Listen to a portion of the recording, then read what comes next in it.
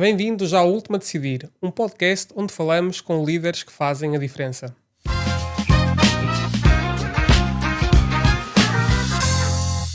Hoje temos connosco Helena Taveira, VC Investment Manager na Portugal Ventures. Gera uma carteira com mais de 15 startups em fase de early stage, nos setores de health tech, biotech, software as a service e indústria, apoiando-as no desenvolvimento dos seus negócios e no levantamento de novas rondas de capital. Helena, para quem não nos conhece, como é que te apresentarias em poucas palavras? Isso é mesmo difícil. Então, eu sou mãe de 3 filhos e neste momento trabalho em capital de risco. Sou VC Manager, o que quer dizer que giro uma carteira, um portfólio de startups, em fases umas mais early, outras, portanto, não utilizando inglesismos, num estágio mais embrionário, outras mais avançadas. E traços gerais, decidida, resiliente e focada. Boa. O que é que te trouxe aqui ao universo de capital de risco? Foi um convite absolutamente inesperado, porque eu trabalhava para a cultura. Primeiro trabalhei em publicidade, que adorava, e foi o meu primeiro percurso, onde comecei o meu percurso profissional, foi na comunicação, num ambiente de agência de publicidade, que é de facto explosivo, adorei. Depois passei para a cultura, sendo muito desafiante gerir negócio em instituições sem fins lucrativos. E depois fui convidada para vir para a Portugal Ventures, num cargo que eu não ocupo hoje em dia, mas que era da direção de marketing e comunicação, e que depois ao longo dos tempos foi evoluindo com o lançamento de algumas iniciativas para dar uma perninha na comunicação e uma perninha no negócio, e depois tive que dedicar 100% do tempo ao negócio, porque de facto já não dava, com muita pena minha, porque eu adoro comunicação e adoro marketing. Claro. E o que é que aprendeste a trabalhar com ambientes públicos e privados? Embora a Portugal Ventures também seja do setor empresarial do Estado, não é? Somos o braço do capital de risco do Banco Português de Fomento. O Estado tem, eu não diria que são constrangimentos, são desafios de estruturas, se calhar, um bocadinho mais fechadas que aquilo que é o privado.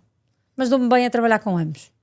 Olha, a comunicação esteve sempre na tua carreira. O que é que ela te permitiu ter para hoje poderes liderar esta área nova? A comunicação, eu acho que é fundamental em qualquer área, seja esta, seja outro negócio qualquer. Não há um founder que consiga investimento, ou estou a colocar aqui isto no lado das startups e do ecossistema empreendedor, mas não há ninguém que queira ter um negócio que não se souber comunicar mal. Claro. E portanto, isto do lado dos founders, do lado dos profissionais, é exatamente a mesma coisa. Se uma pessoa quiser conduzir equipas sejam as nossas dentro de casa, sejam as dos fundadores, se quer vender um produto ou um serviço, eu não vejo como poderá fazê-lo com sucesso se não comunicar de forma eficaz. E portanto eu acho que a comunicação é um dom. Há pessoas que nascem com este dom, e quem não tiver este dom tem que o aperfeiçoar, porque na vida, até nos nossos filhos, na nossa família, se nós comunicamos mal, Claro que sim. não vamos ser bem-sucedidos, não é? Então, E como é que tu conduzes a tua equipa? a equipa, nós somos uma equipa de 5 pessoas. Ok. Trabalhamos muito em conjunto. São raras as decisões que são tomadas, não as decisões, obviamente, diárias de gestão de cada empresa. Mas as decisões, nós temos sempre reuniões semanais, e partilhamos desde os eventos onde vamos estar às questões mais, desde as mais simples às mais complicadas das empresas que acompanhamos. E portanto, são raras as decisões que me lembro de termos tomado, cada um elemento da equipa ter tomado sozinho. Certo. Decidimos sempre todos muito em conjunto. E é muito salutar, porque não há nada melhor do que partilha de ideias. E um levanta uma questão e o outro levanta outra dúvida e, portanto, chegamos a uma solução que pode não ser a ótima, mas que nos parece, naquela altura, a mais acertada. E como é que tu motivas toda a gente na equipa? Nós temos a diretora da equipa, é uma pessoa que é altamente motivacional. Nós motivamos-nos todos os dias, especialmente eu motivo-me todos os dias porque adoro o que faço. E, portanto, acompanhar os negócios, a vida profissional de todos os empreendedores com quem eu lido todos os dias, e muitas vezes vai extrapolar a vida profissional, porque aproxima-se também da vida pessoal.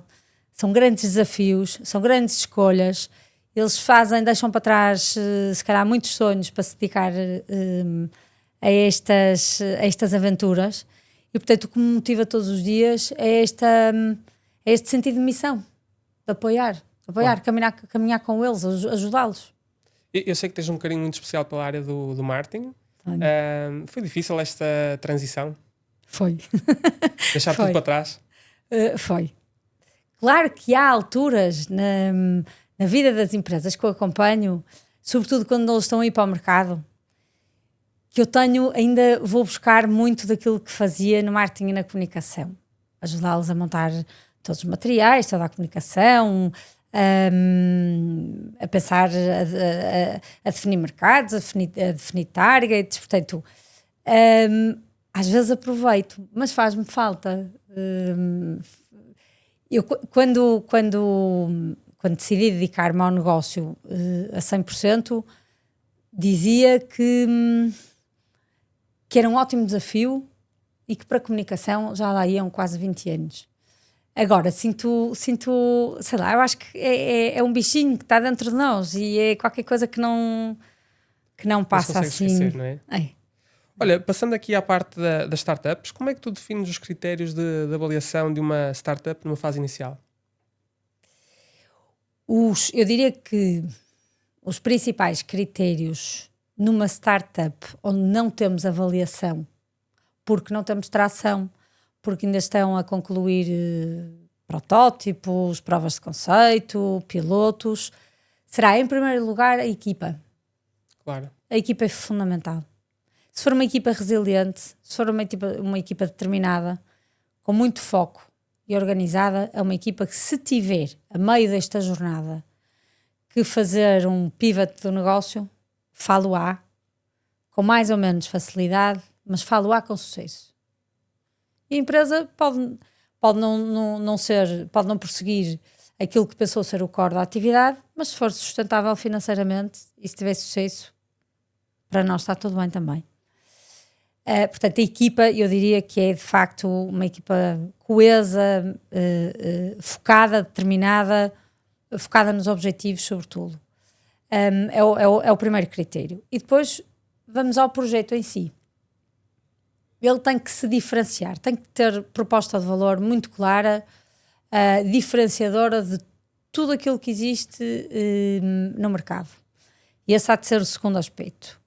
Para além disso, é importante para um investidor que essa solução seja proprietária e que não seja replicável facilmente, porque senão daqui a 6 meses, claro, ou bem que temos patentes e ainda assim, por vezes, como sabemos, nem tudo é garantido, por mais que tenhamos NDAs e todos os mecanismos de proteção, alguém nos vai copiar. E, portanto, para nós investidores é fundamental que, além de ser disruptiva, seja também passível de ser protegida. E eu diria que o quarto critério é ser escalável. Facilmente escalável e, por consequência, facilmente internacionalizável.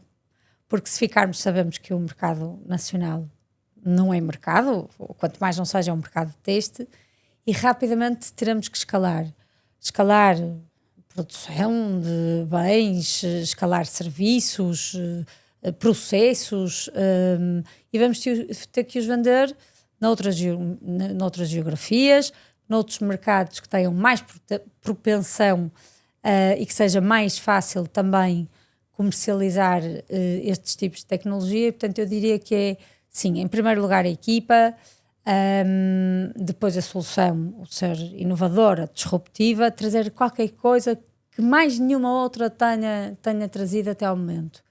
E não é, nem sempre é fácil. Protegível e escalável. É difícil arranjar uma equipa numa fase tão inicial de qualquer projeto que neste momento ainda está só na fase de ideia? É difícil, sobretudo quando são equipas vindas que são vindas do sistema científico e tecnológico, portanto, vindos da academia,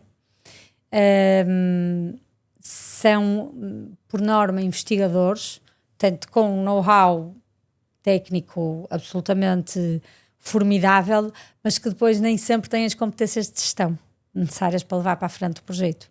Portanto, por vezes aquilo que fazemos é tentamos, quando temos uma equipa altamente técnica ou tecnológica, vamos ter que ir buscar sempre alguém que os apoie naquilo que são as competências de gestão.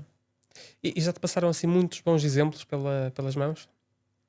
De startups? Startups em que... Equipas, startups? Startups ou equipas em que Já. tu achas que correu tudo bem desde o início até ao fim? Eu também estou em capital de risco há 5 anos. Claro que sim. Mas sim, já me passaram muito bons exemplos. E exemplos que contrariam até aquilo que eu estava a dizer. Em que começaram de forma diferente? Não, em que eram investigadoras e ao fim de precisaram levantar dinheiro a meio da jornada e conseguiram aprender tanto quanto os investidores e conseguiam connosco negociar a ronda de capital, as suas participações na empresa, os seus direitos, e portanto nem sempre os investigadores precisam deste apoio. Há casos extraordinários que aprendem e gostam de aprender, e portanto eu tenho acho que sou uma sortuda. Claro. E agradeço bastante por vários exemplos positivos que tenho ao longo deste percurso. É verdade que nesta área se aprende muito com os erros mais do que com os sucessos? Não acho mesmo. Não? Acho que se aprende imenso com os sucessos, e antes de serem sucessos até acho que se aprende mais com o percurso. Okay. Seja para o percurso que depois acaba num erro ou num sucesso. E de que forma é que vocês conseguem motivar pessoas que estão na academia e que têm uma ideia a criarem o seu próprio negócio e a não seguirem o tradicional percurso profissional que podia ser mais fácil? Ainda tem que ser muito mais impulsionado. Certo. E estamos a trabalhar nisso, a tentar criar mecanismos de facto que impulsionem esta transferência de conhecimento para o mercado, porque isto é que de facto interessa e traz valor à economia portuguesa, não é?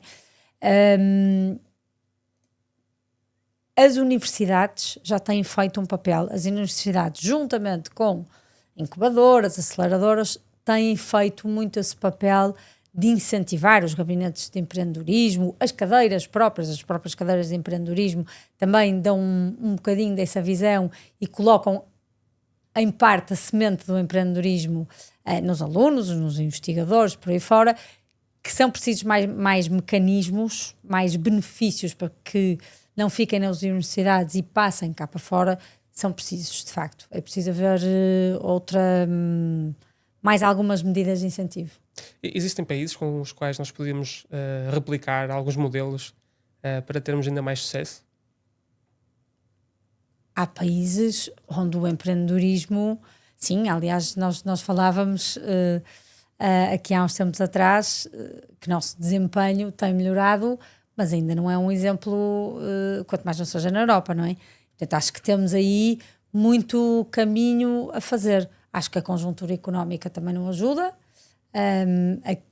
ou por outra, a conjuntura económica faz com que os nossos jovens, e também sem ser jovens, porque os empreendedores hoje em dia também já não são só jovens, e portanto, mas faz com que haja alguma aversão ao risco. Por isso é que eu digo que os empreendedores são os heróis. Resilientes. Eu própria não sei se tinha coragem para ser empreendedora. É difícil. Claro que sim. E tu, ao longo destes últimos 5 anos, notas que o empreendedorismo está a aumentar ou está a diminuir? Está a evoluir A evoluir, em maturidade. certo?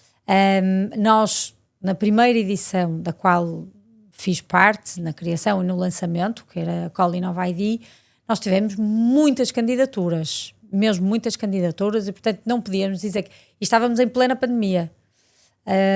Não podemos dizer que havia poucos projetos empreendedores. Não, havia muitos, não havia investimento para estas fases mais embrionárias. Já tivemos edições posteriores que tiveram menos projetos. Na última voltámos a ter tantos projetos ou mais quanto a primeira edição. Portanto, eu diria que para além do empreendedorismo estar a ser fomentado, também tem evoluído. O perfil dos founders não é o perfil dos founders de há 5 anos. Pela positiva. Tem evoluído Então é mais pela fácil agora. positiva. Sim. Ok. E a burocracia, que é sempre um tema bastante controverso, ela mata bastante inovação logo à partida? Nós não temos essa experiência. Nós no Ok. Portugal Ventures, sobretudo nestas primeiras fases de estágio das startups, nós optámos precisamente para combater essa burocracia, e até porque o capital de risco era visto como um instrumento um bocado assustador para os empreendedores. Há declarações e garantias, há aqui uma série de mecanismos que o investidor podia ativar e, portanto, e vão ficar com a empresa. E, portanto, nós criámos, quer na term sheet, que é uma primeira proposta, vamos imaginar que é um contrato de promessa e compra e venda Claro. da startup. Portanto, quer na term sheet, quer nos acordos de investimento e parasociais que nós fazemos, são standardizados e são disponibilizados antes mesmo da call ser lançada. Portanto, ninguém pode dizer que é muito burocrático. Pedimos todos os documentos que são pedidos num investimento regular, certidões permanentes. Agora, obviamente, e muito bem, pedimos o Know Your Customer, a documentação sobre o ESG. Portanto, há aqui alguma carga adicional para responder a novas políticas europeias e que nós nos abrangemos, obviamente, e que não podemos fugir, e ainda bem que assim é, porque regulamenta e é para um fim melhor. Mas não é minimamente burocrático. E estas startups, quando são realmente investidas, existem diferenças na mentalidade do founder, porque agora vai ter maior responsabilidade sobre os seus acionistas, neste caso. Às vezes há mudanças muito grandes na visão inicial da empresa? Eu diria que sim. Há uns que já são mais responsáveis, como há pessoas mais responsáveis que outras, também há founders mais responsáveis que outros, e há uns que assumem efetivamente que, apesar de tudo, apesar de investirmos, estão connosco a gerir dinheiro que não é nosso. E, portanto, só aí há uma responsabilidade acrescida, não é?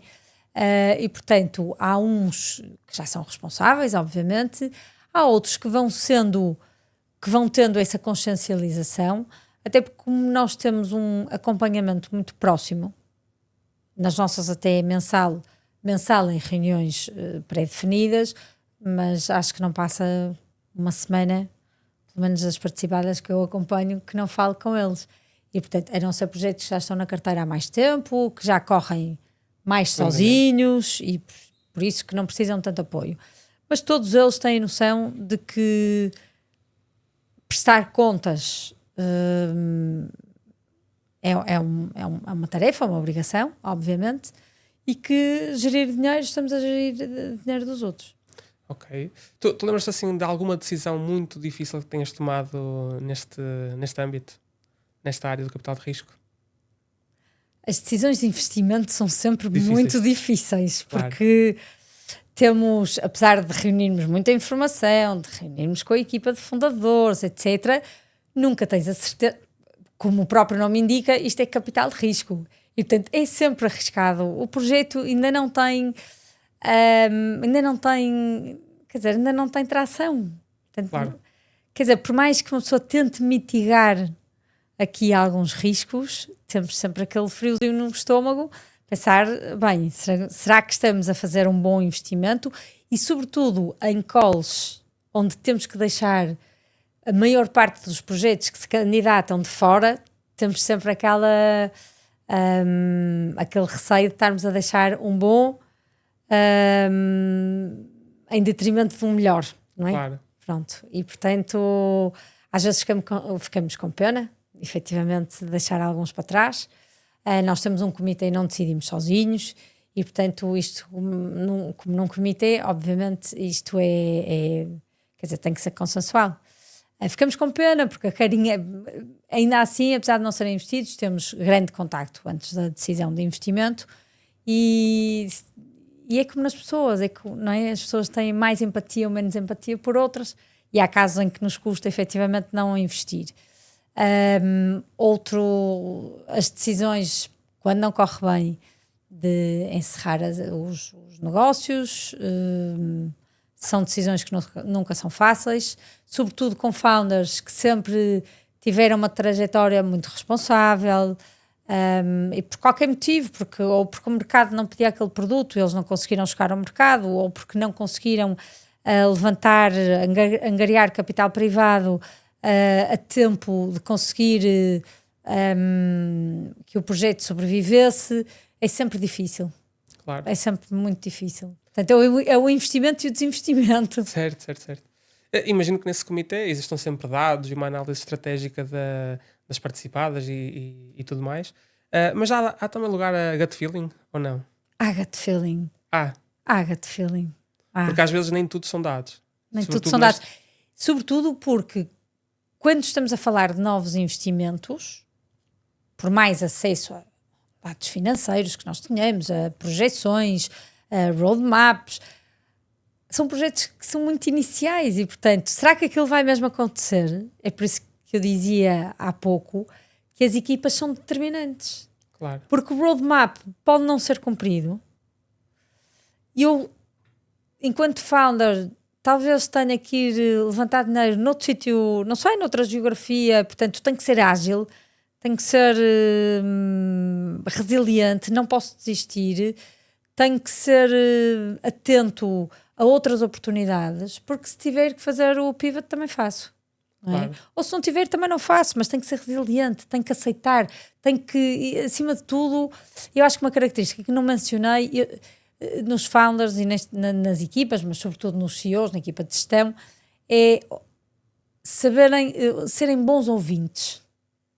Porque de facto por nós, pelas mãos dos investidores, passam várias equipas, a experiência que nós temos é relevante e portanto as recomendações para eles também, se tivermos founders que não sejam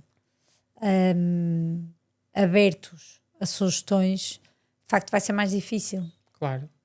Estamos aqui a falar de capital de risco, mas quão arriscado é para os investidores? É muito arriscado. É muito arriscado.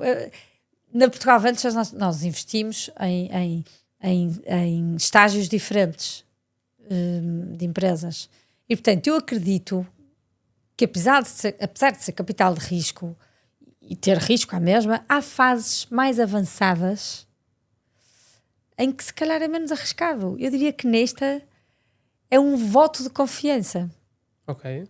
É um voto de confiança que o investidor deposita não só nas mãos dos founders, porque depois nós também estamos no mesmo caminho com eles, mas é o gut feeling, é o voto de confiança e é dizer, não te vou deixar cair, vou fazer tudo para não deixar cair. Certo. E para te levantar quando precisares, é para te empurrar quando precisares também. Portanto, nestas fases é quase impossível dizer que não é muito arriscado. Vocês também fornecem muita mentoria a estes founders? Muita. Ou seja, conseguem-lhes dar acesso a outras pessoas que já tiveram sucesso na área deles? Além da comunidade da Portugal Ventures, pela dimensão do seu portfólio, são mais de 170 empresas. Nós temos um grupo no WhatsApp onde diariamente são partilhadas necessidades, perspectivas, etc. Portanto, um founder numa empresa que está a começar, tem logo acesso direto às empresas com mais, não é? Já noutro estágio, e isso é muito bom. Há imensa partilha de conhecimento. Temos os eventos da comunidade. Portugal Ventures reúne regularmente com todos os founders. Temos agora também integrados no Banco Português de Fomento. Os nossos founders beneficiam da comunidade do Banco Português de Fomento, dos eventos do Banco Português de Fomento, e portanto até por aí as sinergias são imensas e muito bem-vindas. Para além disso, para além dos gestores também, não é? do próprio gestor da empresa, da startup, dar ali um acompanhamento muito próximo, temos redes de co-investidores. Portanto, nós ajudamos, e eu diria que a certa altura, depois do investimento, passado 12 meses, 18 meses, já temos que estar a preparar uma nova ronda de investimento. E é um processo que é muito desgastante, sobretudo para o CEO. Desgastante porque lhe tira imenso tempo e estrategicamente é desafiante. E nós ajudamos, continuamente ajudamos a fazer estas apresentações à nossa rede de co-investidores. Vamos analisar com eles quem são os investidores que têm uma tese de investimento que tenha um fit maior com o projeto, com as perspectivas de futuro, e portanto vamos abrindo as portas aqui nas rondas de capital. Também temos rede corporate, que são empresas com as quais temos parceria e que se comprometem de alguma forma a testar, a fazer os pilotos e por aí fora das empresas do nosso portfólio. Portanto, eu diria que damos muita mentoria e também temos redes de apoio ao negócio e ao investimento que os suportam bastante. Claro. E para um founder, quais são os componentes mais importantes para um pitch de sucesso? Já que têm sempre pouquíssimo tempo para apresentar a sua ideia. Tem pouquíssimo tempo. Eu diria que são os fatores diferenciadores. Se não souberem explicar de imediato o problema e a solução que seja diferenciadora, passado 5 minutos o investidor desliga. E em termos de retorno, também tem que saber apresentar esses números logo na fase inicial? Não. O primeiro fator de atratividade é mesmo com a solução. Ok. E depois, se for interessante, se acharmos que de facto tem uma boa equipa, é diferenciador, é escalável, vamos passar para escalável, vamos lá ver qual é a dimensão aqui do mercado. Depois vamos à concorrência, não é? Pronto, vamos ter que ver qual é a concorrência, etc, etc. Depois vamos ver porque é que estás a levantar dinheiro e para quê. Se eu estou de acordo com esse montante, onde é que ele é aplicado, em quanto tempo é aplicado, para que é aplicado. E só depois vamos ali analisar se nos interessar, se passar todas estas, eu diria todos estes critérios, depois vamos deep dive em questões financeiras e de governance e por aí fora. Claro. Para um founder que realmente consiga obter financiamento, ou seja, de um momento para o outro, ele vai ter na sua mão muito dinheiro. Isto chega logo de uma vez, é de forma faseada. Como é que ele consegue gerir isto? Ele tem que ter alguma formação específica para gerir tanto dinheiro ou tanto capital numa fase inicial? Tanto dinheiro, no nosso caso, não é assim tanto dinheiro. Certo. Porque em 18 meses, se não levantar uma ronda... Esgota, não é? Esgota. Obviamente depende dos projetos, mas se falarmos de projetos de deep tech, então ainda se esgota mais depressa e o prazo, o tempo que o projeto leva a desenvolver-se é sempre superior a outras soluções tecnológicas. Portanto, eles têm mesmo que levantar dinheiro. A questão é, no nosso caso, as primeiras edições da Call Innova ID eram 100 mil euros, portanto não é assim tanto dinheiro. Por serem 100 mil euros, portanto, ser um ticket mais baixo, entregámo-lo à cabeça. Ok.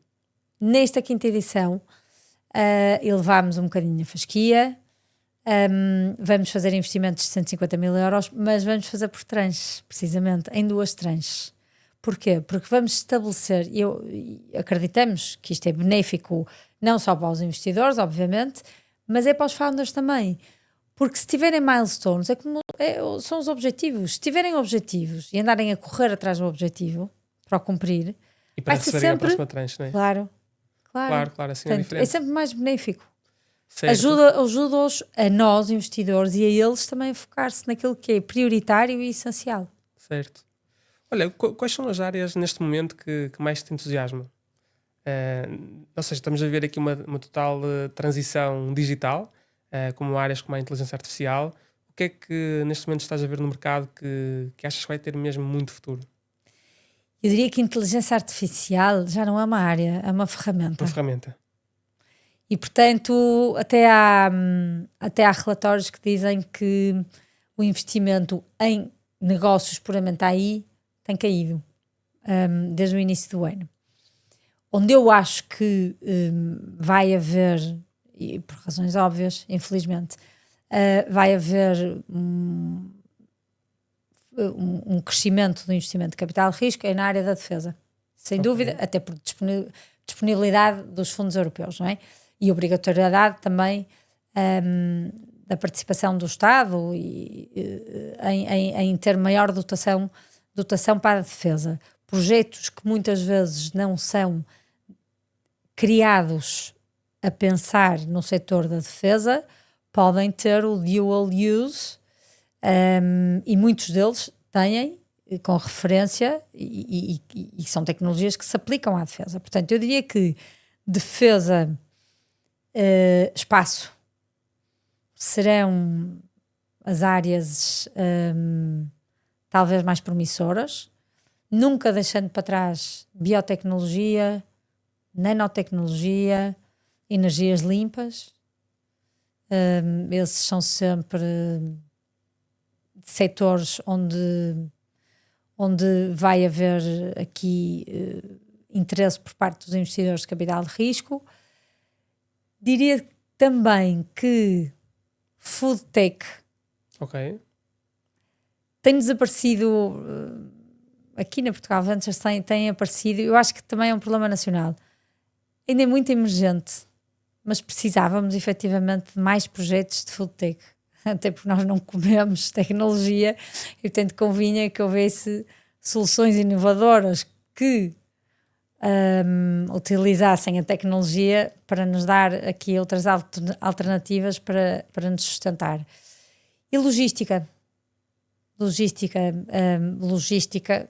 obviamente com soluções tecnológicas disruptivas, tem sido uma tendência crescente. É interessante que a maioria das áreas que apontas são áreas físicas, mas ligadas à tecnologia. E isto porque neste momento nós estamos a atravessar uma fase em que é novamente outra revolução, não é? Já sempre vivemos ao longo dos anos muitas revoluções, e o que acontece é que dizem muito que neste momento as empresas de middleware têm alguma tendência para desaparecerem no futuro. Concordas com isto? Concordo. Isto porque ferramentas como o Zapier ou outras que fazem automações pelo meio estão a dificultar um bocadinho a vida às empresas de software tradicionais. Que vão ser commodities. Vão se tornar commodities. E onde nós precisamos mesmo que haja revolução tecnológica são nestes setores, ditos os mais tradicionais, mas que precisam de ter precisamente este avanço tecnológico para serem mais eficientes. E porque, de facto, aportam valor às cadeias de valor, não é? Portanto, passando a redundância. E é fundamental que consigamos financiar com soluções disruptivas estes setores. A indústria a indústria precisa e tem aparecido muitas soluções tecnológicas, é um dos setores que nós notamos que tem havido uma grande progressão de há 5 anos para cá. As soluções tecnológicas aplicadas à indústria, claro, que é o que vai aparecer na defesa também. Daqui a 5 anos, se calhar, já temos soluções tecnológicas que sirvam à defesa. Sim. Neste momento, são emergentes e precisamos que sejam emergentes.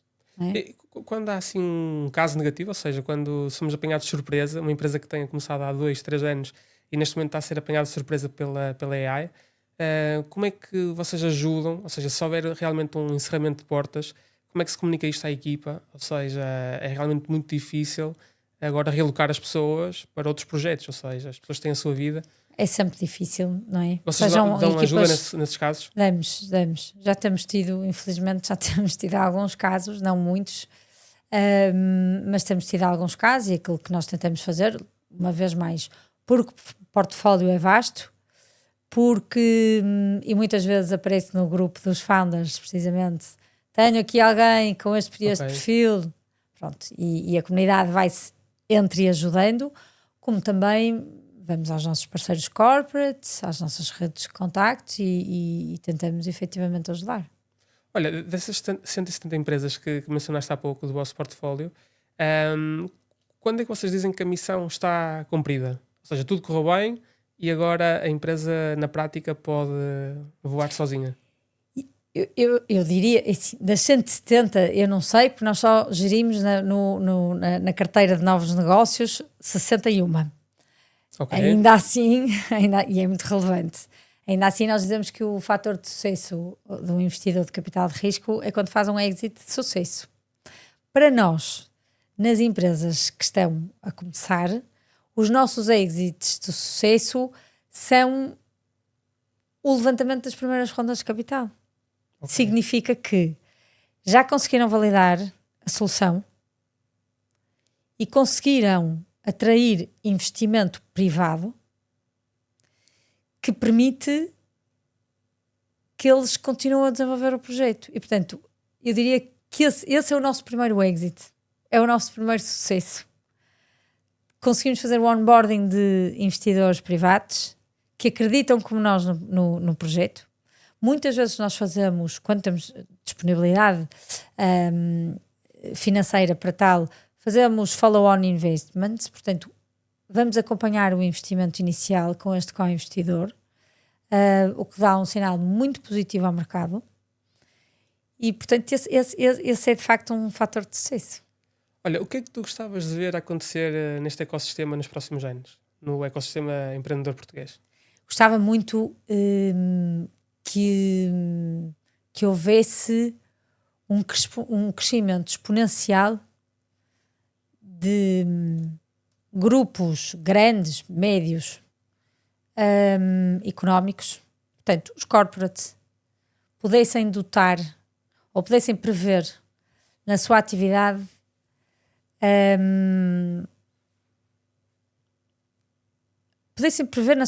o investimento em startups. Okay. Com um fim, obviamente, que é um fim à vista, que será a compra, não é? A aquisição da empresa, da sua solução, a integração da sua equipa. Eu acho que não há nada melhor que para uma startup que a sua solução seja efetivamente... Bem, sei que ao longo do caminho testam com empresas, validam, etc. Mas quando temos uma empresa a ser compradora, a pagar por esse bem, por esse produto ou serviço, é sinal está validada a ideia, não é? Que de facto faz sentido este percurso, todo este percurso faz sentido. E portanto, se os corporate entrarem um bocadinho mais cedo na vida das empresas, se aportarem investimento, se os ajudarem a crescer, se os direcionarem, sendo que o fim possa ser a compra dessa startup, temos todos muito a ganhar. Boa. Helena, avançamos agora para o desafio final, onde temos 2 cenários e uma decisão. Cenário 1. Surge uma startup liderada por um fundador brilhante, mas com um histórico de falências e controvérsia pública. O produto é revolucionário e o potencial de retorno é altíssimo. Ou, cenário 2. Uma startup liderada por uma equipa sólida e experiente, com um produto competente, mas sem grande inovação. O crescimento é estável, mas o risco também é mínimo. Em qual apostarias? Na segunda. Ok. Equipa estável, sem grande produto, mas efetivamente, quem é que me garante que eu não posso, com uma equipa estável, ir buscar o empreendedor brilhante? Certo. Ou seja, tu não acreditas que a reputação do fundador ultrapassa o potencial do negócio? Não, a reputação. Não. Quando é genial, e há de criar ideias geniais e soluções absolutamente disruptivas em qualquer enquadramento. Portanto, eu preferia investir, talvez, numa equipa sólida e que depois fosse buscar o gênio. Claro que sim. Boa, excelente. Helena, muito obrigado por ter estado connosco. Obrigada eu. Foi uma conversa muito agradável. E aos nossos ouvintes, obrigado por terem participado. Vemo-nos no próximo episódio.